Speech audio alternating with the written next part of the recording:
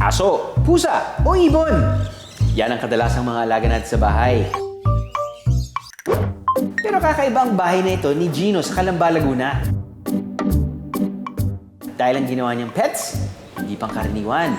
Ang naninirahan lang naman dito, wild animals! Yay!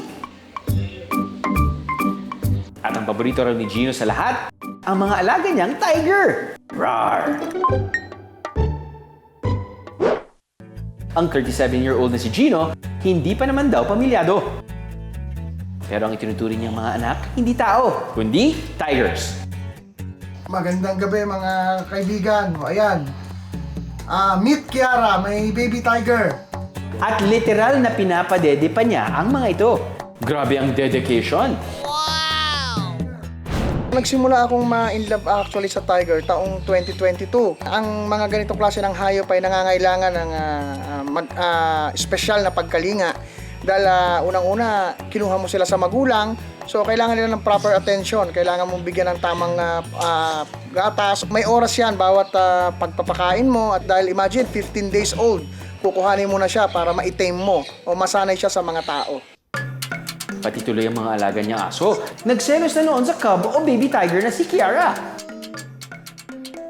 Sa kwarto niya, ito, natutulog at may sarili pang higaan. Favoritism yarn. Si Kiara ngayon ay going 15 months old. Si Kiara yung tiger na kauna-unahan na ni-raise ko simula baby. Bukod kay Kiara, may tatlo pang alagang tiger si Gino. Nariyan ang 2 and 3-year-old Bengal tigers na sina Jack at Jill. Pati na ang male Bengal tiger na si Ade na iniregalo pa raw sa kanya. Bred in captivity ang tiger si Gino na natanggap niya mula sa isang licensed breeder. Don't worry dahil may lisensya si Gino mula sa Department of Environment and Natural Resources o DENR para mag-alaga ng tigers. In fact, katatapos lang daw ng random inspection ng DENR last week para i-check kung nasa maayos na pangangalaga ang tigers.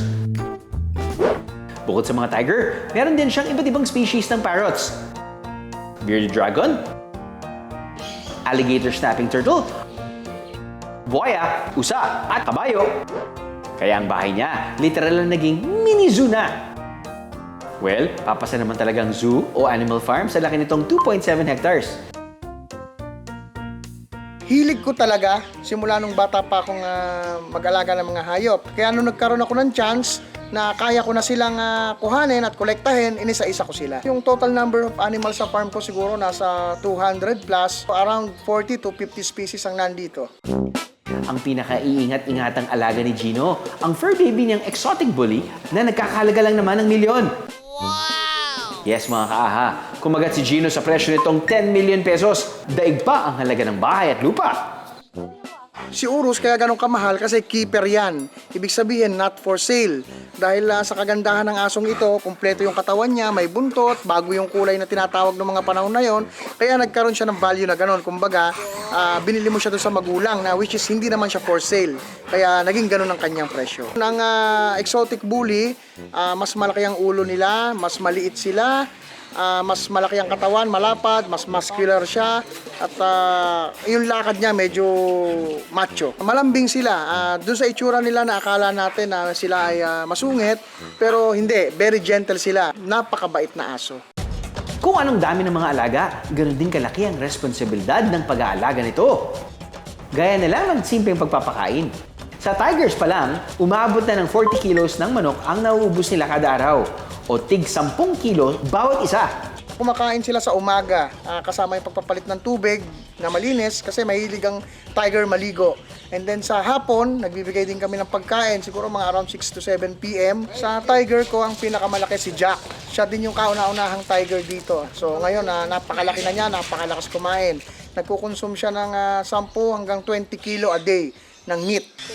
Sa lakas kumain ni Jack, may ihahambing ito sa isang mythical creature mula sa Maranao folktale.